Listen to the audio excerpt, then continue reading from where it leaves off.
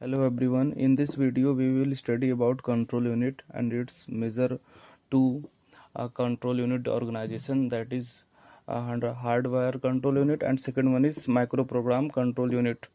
तो सबसे पहले कंट्रोल यूनिट को पढ़ने के लिए हमें सबसे पहले पता रहना चाहिए डाटा पाथ क्या होता है। तो डाटा पाथ जैसे कि अगर एग्जांपल लें, एक ये ऑपरेशन है R2 + R3 का जो भी वैल्यू आएगा वो R1 में कॉपी करना है। तो R1 R2 R3 यहाँ रजिस्टर्स हैं। तो हमारा टारगेट है एडिशन ऑपरेशन करना और वो ALU में हो रहा है। तो यहाँ पर जो एडिशन ऑपरेशन है ये कैसे पता चलेगा कि ये R1 R2 और R3 के डेटा पर एडिशन ऑपरेशन करना है। तो ये कंट्रोल यूनिट का ही काम होता है कि कंट्रोल सिग्नल जनरेट करता है फॉर एडिशन ऑपरेशन, जिससे कि CPU को पता चले कि जो R2 और R3 पे डेटा है उनके वैल्यू को ऐड करना है। तो ये R1 R2 R3 या ये जनरल पर्पस रजिस्टर हैं और इनका हमें अब देखना है कैसे ये डेटा पाथ, क्या डेटा का फ्लो कैसे होता है। तो जैसे कि यहाँ डेफिनेशन लिखा है डेटा पाथ। डेटा पाथ क्या होता है? It is a collection of functional units such as arithmetic logic units to perform data processing operation. Data को प्रोसेस करने के लिए जो भी पाथ या कम यूनिट्स ऑफ पास होता है CPU में, वो होता है डेटा पाथ। जो यहाँ फ्लो चार्ट है डेटा पाथ का, ये है GPR जनरल पर्पस रजिस्टर, ये है IR इंस्ट्रक्शन रजिस्टर, ये है इंटरनल बस ऑफ ए CPU। उसके बाद ये है AR address register, DR data register. उसके बाद आता है मेमोरी। फिर ये है PC प्रोग्राम काउंटर जो कि स्टोर करता है address of next instructions to be executed. और ये है AC दैट इज एक्यूमुलेटर जो कि स्टोर करता है result of ALU arithmetic logic unit. और AS&T है लोकल रजिस्टर्स जो कि वैल्यू स्टोर करते हैं ऑपरेंड्स की जब हम पास करते हैं ALU में operands, that is input operands. और यहाँ जो इन एंड आउट है ये है कंट्रोल सिग्नल्स। तो फॉर एग्जांपल हम देखते हैं जैसे कि यहाँ है हाँ, पहला ऑपरेशन है micro operation instruction fetch. Instruction fetch हमेशा मेमोरी टू CPU होता है। तो रीड ऑपरेशन है, यहाँ मीन्स हम लोग को सिर्फ जो भी एड्रेस दिया है मेमोरी पे उसे रीड करना है और फेच करना है टू CPU तक, और जो कि जाएगा IR इंस्ट्रक्शन रजिस्टर में। फिर जैसे कि यहाँ है प्रोग्राम काउंटर टू AR। तो यहाँ जैसे PC लिखा है तो प्रोग्राम काउंटर का जो एक्टिव जो सिग्नल होगा वो आउट होगा यहाँ, क्योंकि यहाँ हम प्रोग्राम काउंटर की जो भी एड्रेस है उसे कॉपी कर रहे हैं AR में एड्रेस रजिस्टर में। तो एड्रेस रजिस्टर में कॉपी कर रहे हैं तो यहाँ एड्रेस रजिस्टर का जो भी कंट्रोल सिग्नल आएगा वो होगा इन। तो यहाँ हम इसका कंट्रोल सिग्नल लिख सकते हैं प्रोग्राम काउंटर आउट AR इन। ये हो गया इसका कंट्रोल सिग्नल। और फिर उसके बाद जैसे कि ये वाला देखते हैं, ये कंट्रोल सिग्नल माइक्रो ऑपरेशन के लिए R3 की जो भी वैल्यू होगी वो कॉपी होगी T रजिस्टर में। T जो है यहाँ लोकल रजिस्टर है ALU में। तो R3 आउट T इन। फिर उसके बाद S + T, इसका मतलब है यस एक इनपुट ऑपरेंट है और T एक दूसरा इनपुट ऑपरेंट है, दोनों पर एडिशन ऑपरेशन परफॉर्म हो रहा है। तो यहाँ S out T out addition operation perform हो रहा है, इसलिए ALU addition and then AC in, क्योंकि जो भी रिजल्ट आएगा S और T के डाटास को ऐड करने पर वो स्टोर होगा एक्यूमुलेटर में, इसीलिए यहाँ इन ऑपरेशन जो कंट्रोल सिग्नल है एक्टिव हुआ। देन कम्स एक्यूमुलेटर का भी जो भी रिजल्ट आएगा वो कॉपी किया जा रहा है किसमें, रजिस्टर R1 में। तो इसके लिए कंट्रोल सिग्नल होगा accumulator out R1 in. Similarly we can write about the control signal of these programs. Now हम अब हमें पता रहना चाहिए क्यों कंट्रोल यूनिट का यूज़ क्या है। जब भी हम एएलयू में ऑपरेंड्स पास करते हैं, इनपुट ऑपरेंड्स, तो जो ऑपरेशन परफॉर्म करना है, जैसे कि एडिशन हो गया, सब्ट्रैक्शन हो गया, इंक्रीमेंट डिक्रीमेंट ऑन ऑपरेंड्स, वो कंट्रोल यूनिट ही बताता है कि कौन सा ऑपरेशन परफॉर्म करना है इन ऑपरेंड्स पर।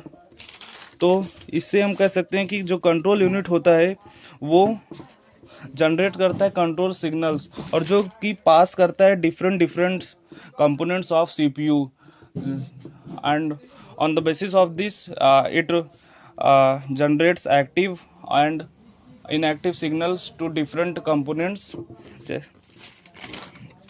और फिर इसके बाद हम इसमें दो टर्मिनोलॉजीज होती हैं कंट्रोल यूनिट में, control variable and control word. Control variable क्या होता है? Name of control signal online, जैसे कि यहाँ है नेम ऑफ सिग्नल्स इन और आउट, तो ये हो गए कंट्रोल वेरिएबल। फिर उसके बाद कंट्रोल वर्ड। कंट्रोल वर्ड क्या होता है? Collection of all control signals generated by control unit at a time. जो भी कंट्रोल सिग्नल्स जनरेट होते हैं वो उनका कलेक्शन ही कंट्रोल वर्ड कहलाता है।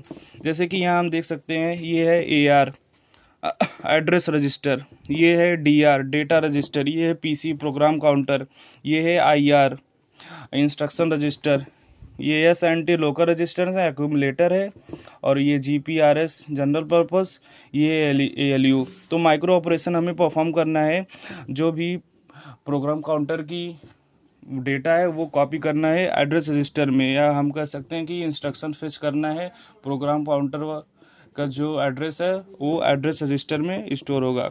तो यहाँ इसका जो कंट्रोल सिग्नल होगा PC आउट AR इन, ये इसका कंट्रोल सिग्नल हो गया। तो इसीलिए हम जहाँ AR इन है वहाँ 1 लिख देंगे और बाकी जगह 0 लिख देंगे, जहाँ PC आउट है वहाँ 1 लिख देंगे, बाकी जगह 0 लिख देंगे।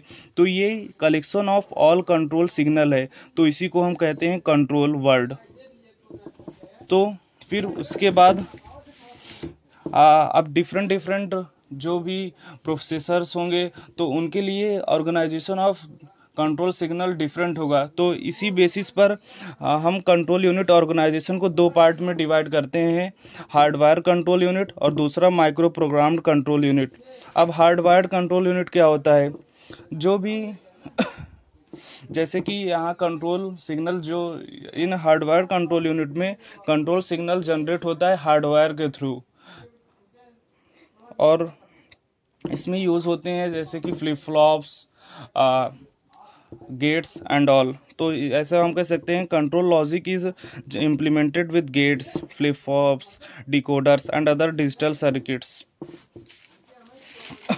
तो अब हम पढ़ते हैं कंट्रोल यूनिट का डिटेल्ड पूरा। इसमें कंट्रोल यूनिट क्या होता है? It is a component of CPU that directs and coordinates the operations of processor, performs following functions, फेचेस instructions from memory.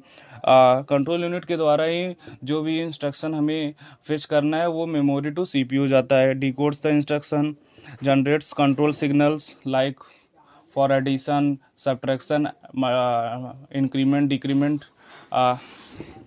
controls the ALU register, memory and IO input devices। Instruction cycle. Instruction cycle, जब भी हम instruction fetch करते हैं तो वो 3 phase से गुजरता है। पहला है फेच फेज, दूसरा डिकोड फेज, तीसरा एग्जीक्यूट फेज। फेच फेज यहाँ पर इंस्ट्रक्शन फेच होता है मेमोरी टू CPU। जो भी एड्रेस होगा इंस्ट्रक्शन का वो प्रोग्राम काउंटर के द्वारा इंस्ट्रक्शन फेच होगा program counter to address register, जो कि CPU में रहता है।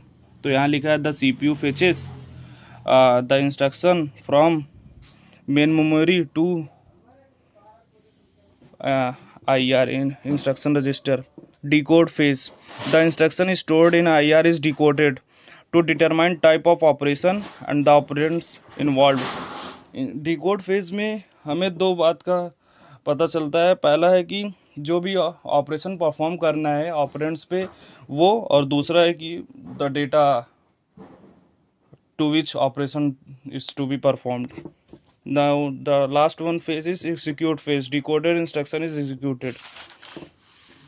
तो जैसा कि हमने देखा, दो तरह के कंट्रोल यूनिट होते हैं, हार्डवायर्ड एंड दूसरा माइक्रो प्रोग्राम कंट्रोल यूनिट.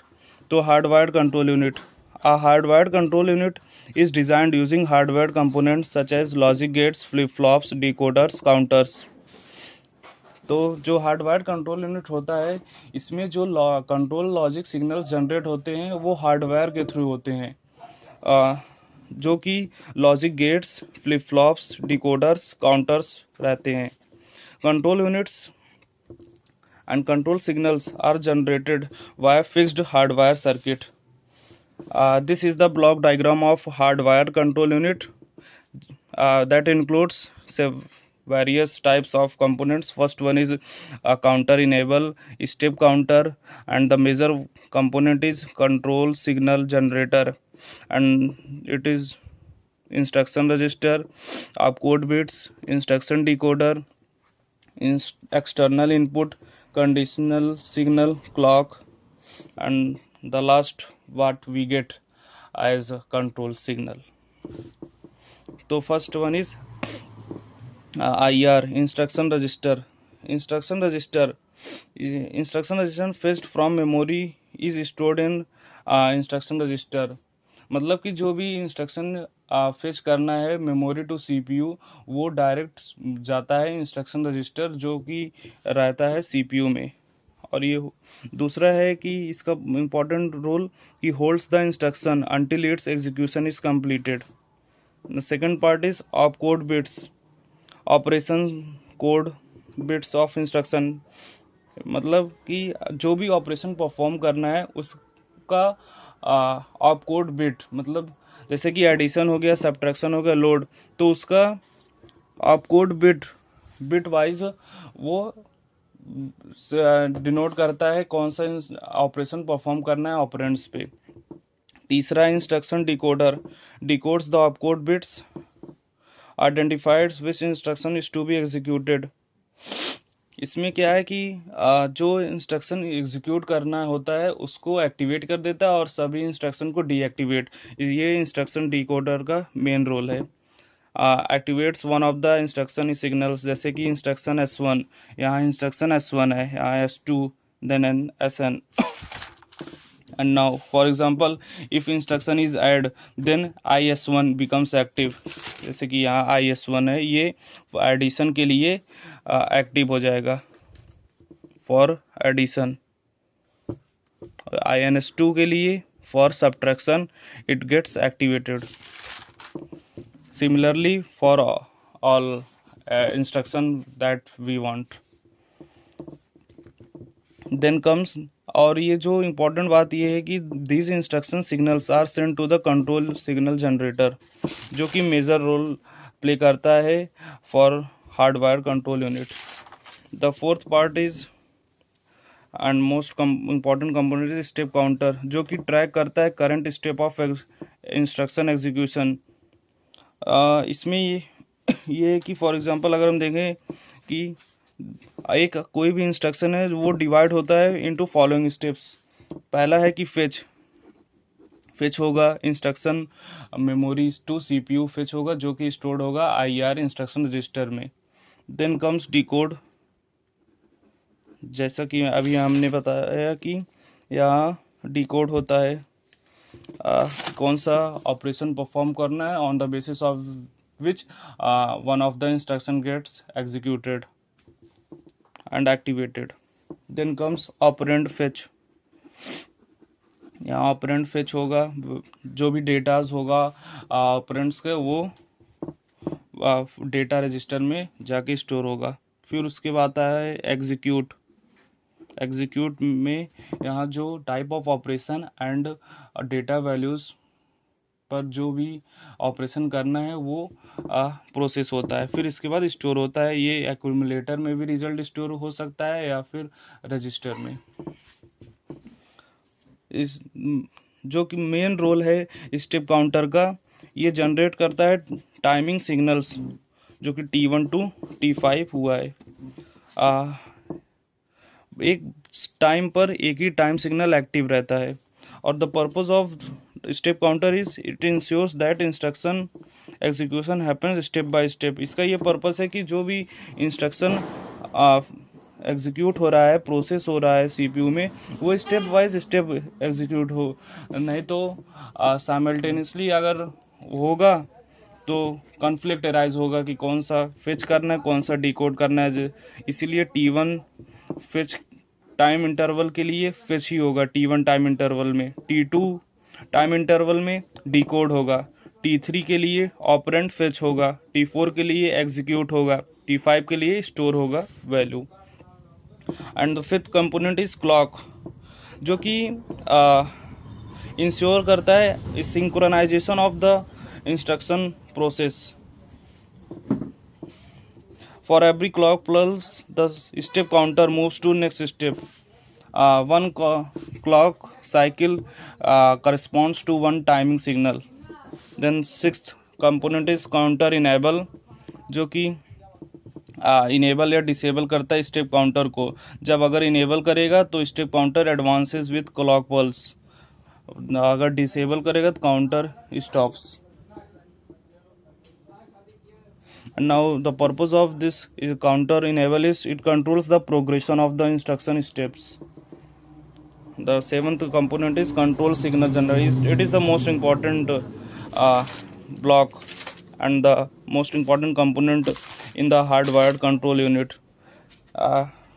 इसमें ही सब इनपुट्स जो भी आते हैं कंट्रोल सिग्नल जनरेटर में, जैसे कि यहाँ देख सकते हैं स्टेप काउंटर से आ रहे हैं इनपुट, इंस्ट्रक्शन डिकोडर से, काउंटर इनेबल से, एक्सटर्नल इनपुट कंडीशन सिग्नल। तो यहाँ हम लिख सकते हैं it receives input from instruction decoder, जो कि हो सकता है INS1 means instruction S1 to INSN, instruction S1 जो कि वैरी करेगा और एक्टिवेट एक ही टाइम पर एक ही होगा। एडिशन के लिए जैसे कि हम कह सकते हैं INS1 जब एक्टिवेट हुआ तो और सब बाकी डीएक्टिवेट रहेंगे या तो वेट करेंगे for the instruction INS1 to be completed.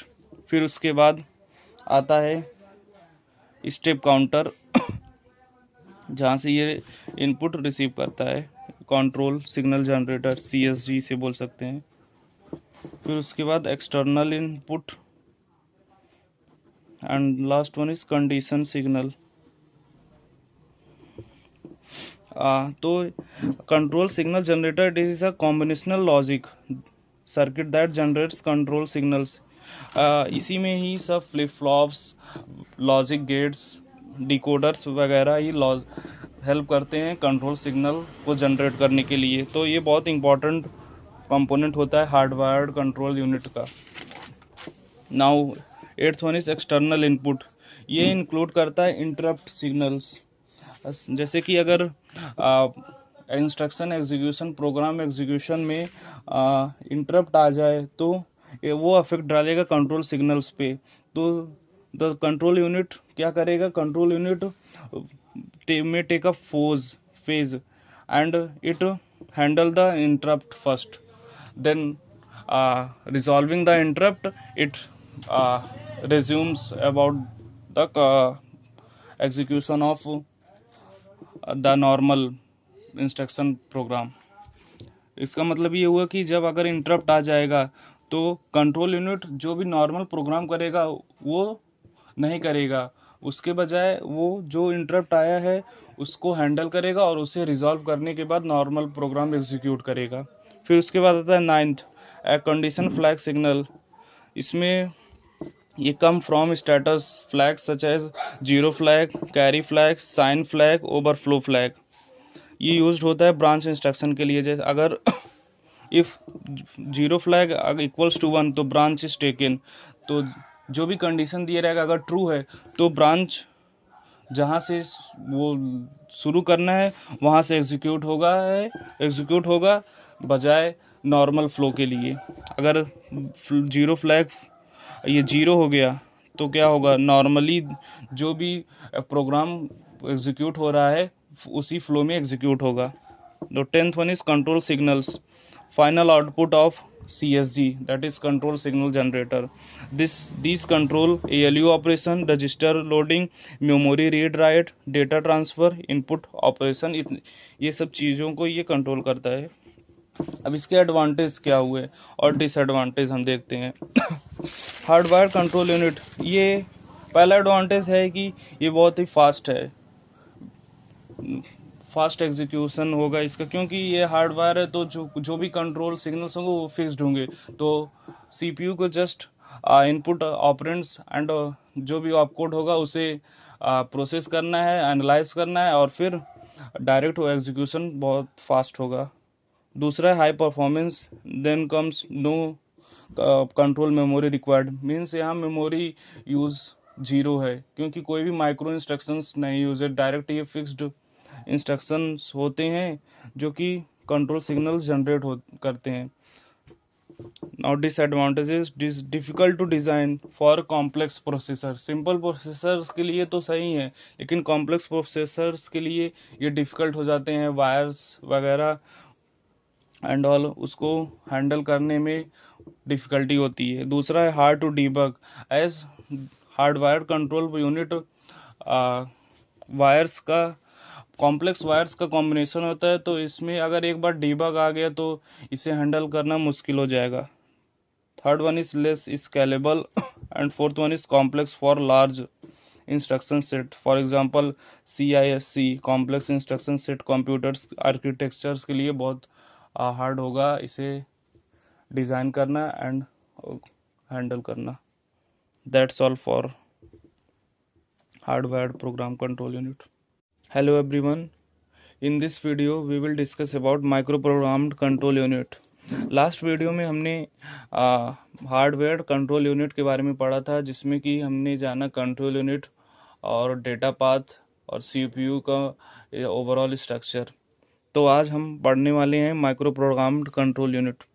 तो microprogram control unit is a type of control unit in which control signals are generated by executing micro instructions stored in a memory called ROM और control memory।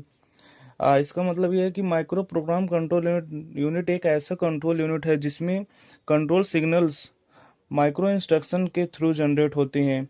ये micro instructions एक special memory में store होता है, जिसे control memory और रोम भी कहते हैं। हार्डवेयर कंट्रोल यूनिट में सिग्नल्स हार्डवेयर गेट से बनते थे, जैसा कि हमने पिछले वीडियो में ही देखा था। और इसमें क्या होते हैं, माइक्रो प्रोग्राम कंट्रोल यूनिट में सिग्नल्स एक छोटे माइक्रो प्रोग्राम से जनरेट होते हैं। फिर उसके बाद यहाँ डायग्राम है माइक्रो प्रोग्राम कंट्रोल यूनिट का, जिसमें कि इंक्लूड है external input, next address generator जिसे सीक्वेंसर कहते हैं, control address register CDR, control memory और ROM, control data register CDR, this is CAR। और फिर उसके बाद एक फीडबैक के फॉर्म में नेक्स्ट एड्रेस रजिस्टर होता है माइक्रो प्रोग्राम कंट्रोल यूनिट। अब हम इसके कंपोनेंट्स के बारे में डिटेल में स्टडी करेंगे। तो ओवरऑल डायग्राम क्या बताता है कि एक एक्सटर्नल इनपुट है, फिर next address register sequencer, control address register, control memory and then control data register, और नीचे एक फीडबैक पा है जिसे कि नेक्स्ट एड्रेस इंफॉर्मेशन कहते हैं, जो कि हर ब्लॉक में है। नेक्स्ट एड्रेस जनरेटर सीक्वेंसर, इसका काम होता है डिसाइड करना कि नेक्स्ट माइक्रो इंस्ट्रक्शन का एड्रेस क्या होगा। इसको माइक्रो प्रोग्राम सीक्वेंसर भी कहते हैं, और जो कि बताता है कि address of next micro instruction.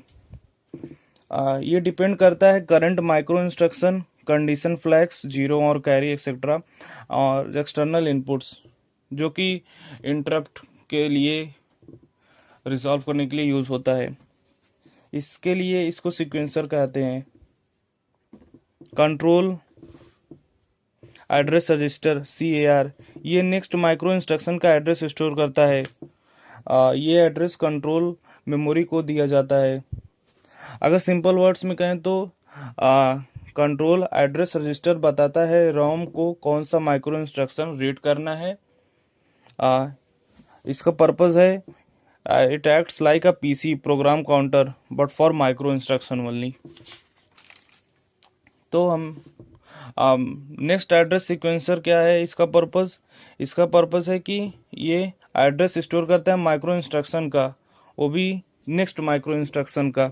और यहाँ कंट्रोल एड्रेस रजिस्टर स्टोर करता है नेक्स्ट माइक्रो इंस्ट्रक्शन का, लेकिन ये एक और काम करता है, ये सेंड्स करता है address to control memory. This is very important. Now comes control memory, that is what we called ROM. It stores all micro instruction. यहाँ स्टोर होते हैं माइक्रो इंस्ट्रक्शन। हर माइक्रो इंस्ट्रक्शन के दो पार्ट्स होते हैं, कंट्रोल बिट्स या जो कि जनरेट करता है कंट्रोल सिग्नल्स, दूसरा है नेक्स्ट एड्रेस इंफॉर्मेशन। ये परमानेंट मेमोरी होती है यूजुअली रोम। इसका पर्पस है acts as a storage area for micro programme.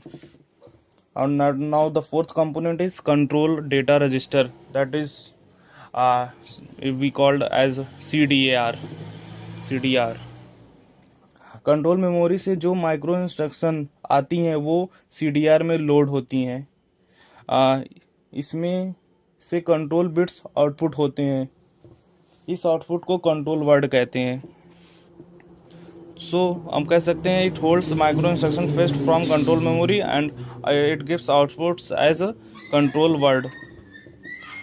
इसका पर्पस है कि स्टोर्स करता है control current micro instruction to be executed. Now the fifth component is control word. ये एक्चुअल कंट्रोल सिग्नल्स होते हैं जो भेजे जाते हैं ALU को, ALU रजिस्टर्स को, मेमोरी को, इनपुट आउटपुट डिवाइसेस को।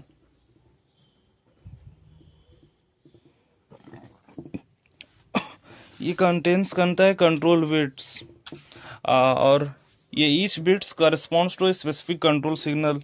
हर एक बिट एक स्पेसिफिक कंट्रोल सिग्नल्स को इंडिकेट करता है, जैसे कि एडिशन हो गया, सब्ट्रैक्शन हो गया, increment, decrement and all operations. फिर आता है एक्सटर्नल इनपुट जो कि इंक्लूड करता है इंटरप्ट सिग्नल्स को। And the last one is next address information, जो कि हेल्प्स करता है डिटरमाइन करने के लिए address of next micro instruction.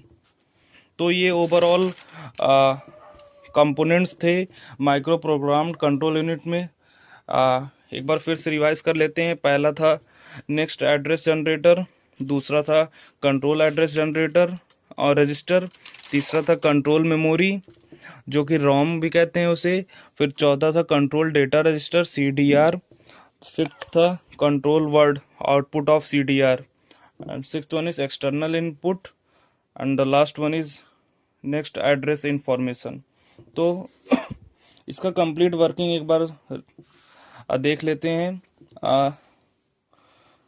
पहला वर्किंग में, मेन वर्किंग में आता है स्टेप मेन इंस्ट्रक्शन फेच होती हैं स्टेप फर्स्ट में। दूसरा है ऑपकोड से एक स्टार्टिंग एड्रेस मिलता है जो कि कंट्रोल यूनिट में रहता है। तीसरा ये एड्रेस CER में होती हैं load. Fourth step is control memory से माइक्रो इंस्ट्रक्शन रीड होती हैं। Fifth one is micro instruction CDR में स्टोर होती हैं। Sixth one is control bits CPU को भेजे जाते हैं, ALU ऐड करेगा। अगर एग्जांपल हो add operation, add R1 R2। Seventh one is sequencer जो कि नेक्स्ट माइक्रो इंस्ट्रक्शन का एड्रेस डिसाइड करता है। ये प्रोसेस तब तक चलेगा जब तक पूरा इंस्ट्रक्शन कंप्लीट नहीं हो जाता।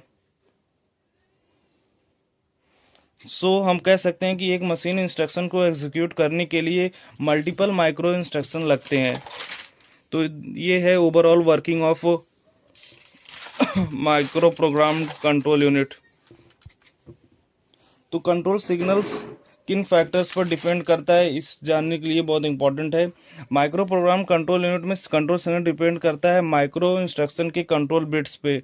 Second one is next address field पे, तीसरा है कंडीशन फ्लैग्स और चौथा है इनपुट्स।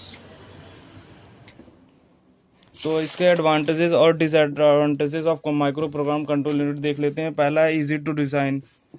हार्डवेयर में कॉम्प्लेक्सिटी ज़्यादा थी क्योंकि वायर्स वगैरह एंड ऑल कॉम्प्लेक्स प्रोसेसर्स के लिए डिफ़िकल्ट था हार्डवायर्ड माइक्रो प्रोग्राम डिज़ाइन करना। तो micro program control unit design करना ये इजी है। दूसरा फ्लेक्सिबल, जो अगर कोई भी चेंज करना हो तो हम सिर्फ मॉडिफाई कर दें माइक्रो प्रोग्राम को तो चेंजेस सक्सेसफुली एग्जीक्यूट हो जाएगा। तीसरा है suitable for complex instruction set for CISC architecture, जो कि डिफ़िकल्ट था हार्डवायर्ड कंट्रोल यूनिट में एग्जीक्यूट करना। Fourth advantage is easier debugging. Errors can be corrected by updating microcode. Just microcode को modify करते ही errors handle हो जाएंगे। And disadvantages are slower than hardwired, as it requires fetching micro instructions from memory. Second one is requires control memory. Extra memory ROM increases hardwired cost. So ये overall advantages and disadvantages थे micro program control unit के। तो हम कह सकते हैं micro program control unit एक ऐसा कंट्रोल यूनिट है जिसमें कंट्रोल सिग्नल्स माइक्रो इंस्ट्रक्शन के थ्रू कंट्रोल मेमोरी से जनरेट होती हैं। इसके अगर हम कंपैरिजन करें with hardwired control unit with following features: speed, flexibility, design complexity, modification, and used in where they are used, that means their applications. तो yes, CU is hardwired control unit, MCU is micro program control unit. Speed के very fast for hardwired control unit, slower for micro program control unit. For flexibility, it is lower in CU and higher in my micro program control unit. Then comes design complexity. As in a case of hardwire control unit, wires gets complexity increases as it is a hardware design. And in case of micro program, just we need to modify the micro instruction, so it is low. Then comes modification part, difficult for hardware control unit and easy for micro program control unit, used in RISC, and in case of MCU it is in CISC. That's all for this control unit. So overall control unit ही main block and as main part होता है CPU के program execution के लिए। Thank you.